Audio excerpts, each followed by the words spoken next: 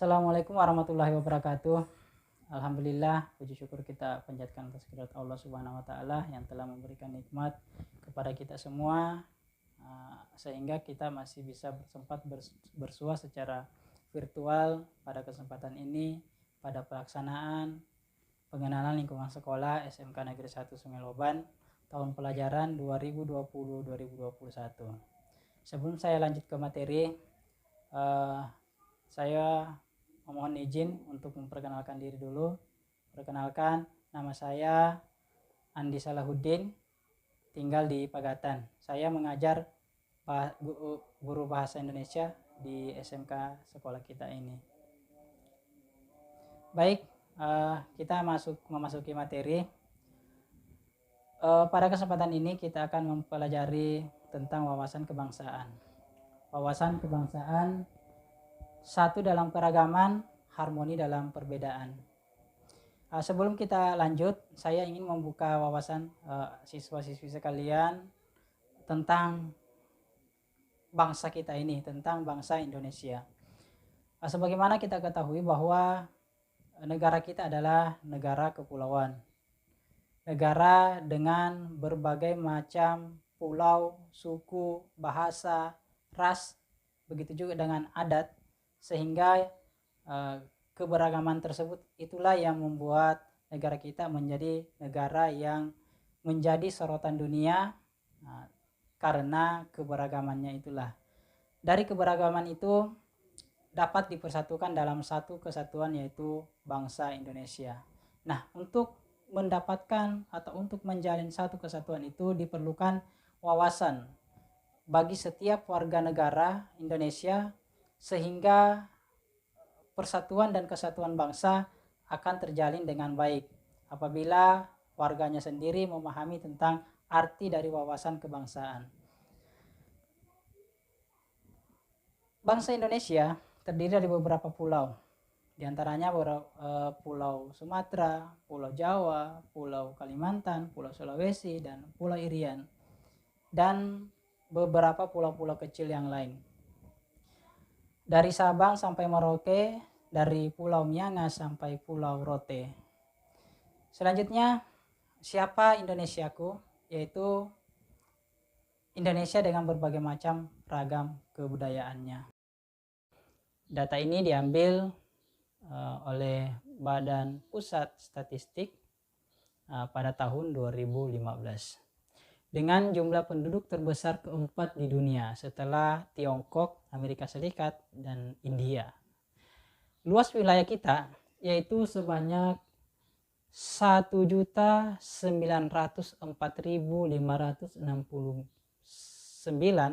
km. Merupakan luas negara terluas 15 di dunia.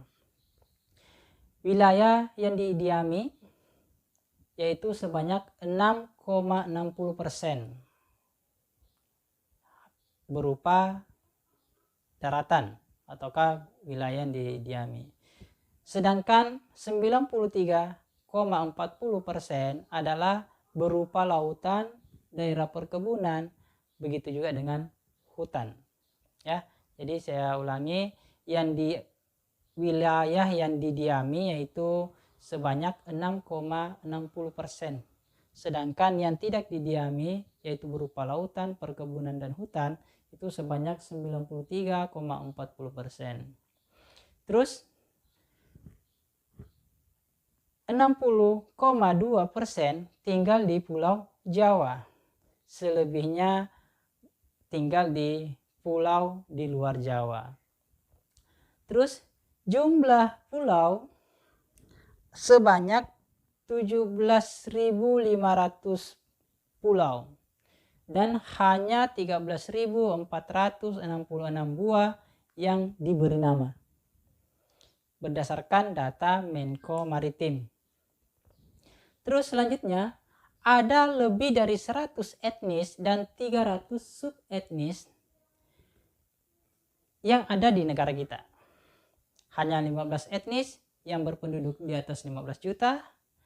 Ada Jawa, Sunda, Melayu, Madura, Batak, Minangkabau, Betawi, Bugis, Banten, Banjar, Bali, Sasak, Makassar, Cirebon, Tionghoa, dan lain sebagainya. Kita lanjut. Nah, bangsa Indonesia adalah bangsa yang agamis, ya, bangsa yang agamis. Nah, hal itu dapat kita lihat dengan adanya berbagai macam jenis agama yang berkembang di negara kita ini. Dimulai dari agama Islam, agama Kristen Katolik, ada Protestan, ada Hindu, ada Buddha, ada Konghucu. Dan itulah agama yang diakui oleh negara kita. Jadi dengan persentase seperti pada slide yang ada. Selanjutnya, terdiri dari berbagai macam ragam bahasa. Ya, sebagaimana kita ketahui, ya, ada 746 bahasa daerah, ya, itu berdasarkan Pusat Bahasa Depdiknas. Terus beragam jenis pekerjaan, pendidikan, terus struktur sosial, ada priai, abang-abang, santri, terus beragam kekayaan alam, rempah-rempah, batu bara yang merupakan sumber daya alam yang ada di negara kita ini yang tidak dimiliki oleh negara lain. Selanjutnya, negara dengan tingkat biodiversitas dan hutan tropis tertinggi kedua di dunia setelah Brasil. Jadi setelah Brasil, kita merupakan negara yang tingkat biodiversitas dan hutan tropis tertinggi kedua di dunia. Sehingga dunia menjuluki kita sebagai paru-parunya dunia, ya, khususnya untuk kita ini di daerah Kalimantan.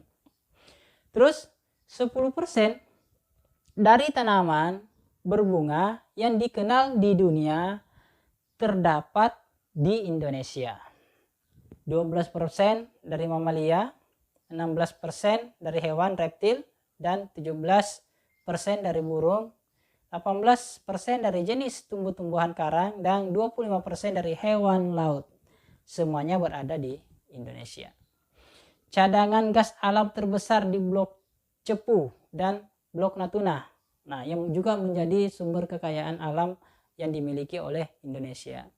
Terus tambang batu bara terbesar di dunia dimiliki di Indonesia.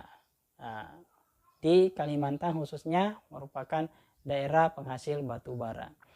Terus merupakan tanah tersubur terbaik di dunia. Terus wilayah laut yang terluas. Nah, itulah merupakan sebuah keragaman yang perlu kita syukuri bersama atas keragaman yang kita miliki, ya. Terus yang unik di Indonesia yaitu yang pertama adalah, ya, kita mengenal adanya musik dangdut. Terus tari-tarian, ya, mulai dari tari piring, tari dan sebagainya. Terus upacara adat dan perkawinan, kelahiran, kematian, dan penguburan itu merupakan upacara-upacara yang menambah keragaman, kekhasan dari negara kita, ya. Jadi yang khas di Indonesia itu adalah mulai dari musiknya, tariannya, upacara adatnya, baik itu perkawinan, kelahiran, kematian, dan begitu juga dengan penguburan. Terus potensi karena adanya keberagaman, ya, sehingga mulai dari suku, budaya, dan etnis itu juga sebenarnya merupakan sesuatu yang sangat rawan oleh potensi konflik, ya, konflik kepentingan terutama politik. Terus perbedaan cara pandang hingga perbedaan pendapat juga rentan untuk terjadinya potensi konflik. Terus sektarian karena kita memiliki banyak agama, ya, itu harus kita anuti masing-masing. Terus perang ideologi, kapitalisme, liberalisme, dan komunisme. Terus kesenjangan sosial dan ekonomi, teknologi, komunikasi. Jadi poin-poin tersebut, potensi-potensi tersebut dapat memecah negara kita, ya, apabila tidak dikelola dengan baik, tidak diatur dengan sebaik mungkin oleh pemerintah kita. Begitu juga dengan warganya, sehingga dapat menyebabkan terjadinya perpecahan ataukah disintegritas. Kita lanjut. Terus masalah yang bisa muncul. Nah, yang pertama, kultur. Peran kultur. Terus konflik etnis. Perlakuan dan atau kebijakan diskriminatif. Ya. Terus hubungan eksploitatif. Bias. Perlakuan tak adil yang tak disengaja. Jadi ada secara diskriminatif, secara disengaja, ada juga yang tidak disengaja.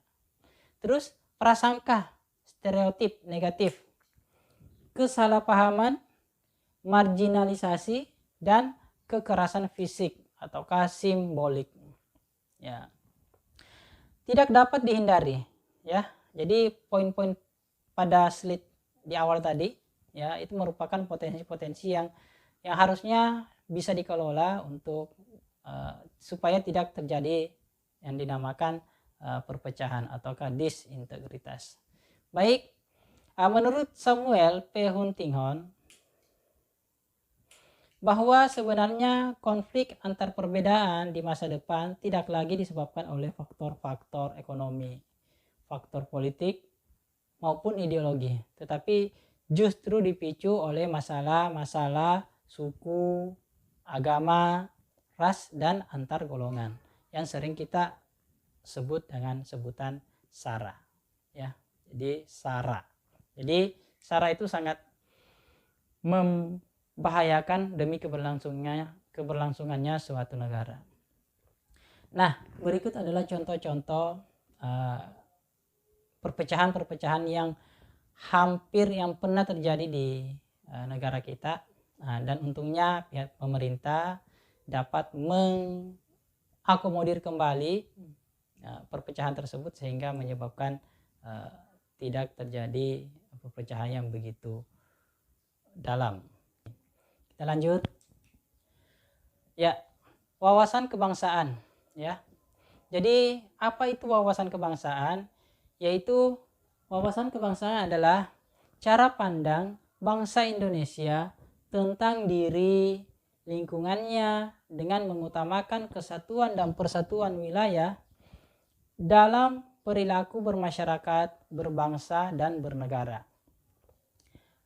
Pendapat tersebut berdasarkan pendapat dari Prof. Muladi, yaitu Gubernur Lemhanas pada saat itu, ya. Jadi bangsa yang beridentitas adalah wawasan kebangsaan. Terus makna dari wawasan kebangsaan, ya. Jadi maknanya adalah yang pertama, mengamanatkan kepada kita semua, ya, kita selaku warga negara Indonesia, kepada seluruh bangsa agar menempatkan persatuan dan kesatuan serta kepentingan dan keselamatan bangsa dan negara di atas kepentingan pribadi dan golongan. Adapun aktualisasinya bisa kita lihat. Ya, yang pertama adalah wawasan kebangsaan pada masa kini bukanlah mengulang kembali sejarah perjalanan bangsa mengusir penjajah, ya, karena penjajah saat ini sudah tidak ada lagi. Penjajahan yang harus kita awasi adalah penjajahan tentang pola pikir kita, ya. Jadi negara kita adalah negara yang berbangsa, berbudaya, ya, dengan akhlak dan moralnya yang sangat dijunjung tinggi oleh warga negaranya. Jadi itulah yang menjadi ciri khas dari negara kita ini, ya, sehingga perlu dijaga, jangan sampai kebudayaan kita, adab kita tergeser oleh pergerakan globalisasi yang ada, pengaruh-pengaruh dari budaya barat yang sangat kebanyakan adalah yang bersifat negatif. Jadi yang baik kita ambil dan yang jelek dari luar itu kita saring ya.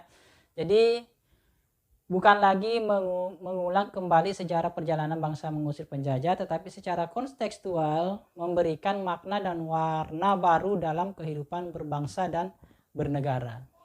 Yang kedua adalah revitalisasi wawasan kebangsaan yang mengacu pada filosofi Sumpah Pemuda. Ya, negara kita menang melawan penjajah itu atas berkat persatuan dari pemuda-pemuda kita pada zamannya dulu, yaitu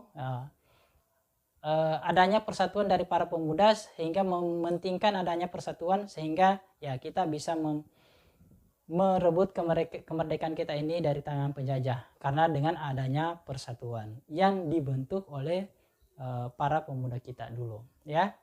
Nah, jadi kita patut berterima kasih kepada pemuda kita dulu dan semangatnya itulah yang nantinya kita akan wariskan ya dalam mengisi kemerdekaan kita ke depannya.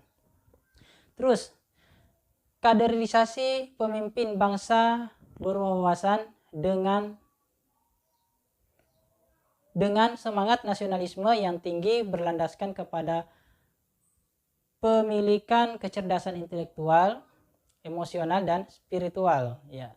Jadi dalam mengisi kemerdekaan kita ini ya, kita tidak lagi berperan ya dalam mengusir penjajah. Ya, marilah kita isi kemerdekaan kita ini dengan penuh kecerdasan, menambah ilmu pengetahuan kita, begitu juga dengan melatih emosional kita, dan yang utama adalah meningkatkan spiritual kita ya, sehingga kita bisa menghadapi kehidupan kita ini dengan baik ya, dengan adanya ketiga kecerdasan emosional tersebut.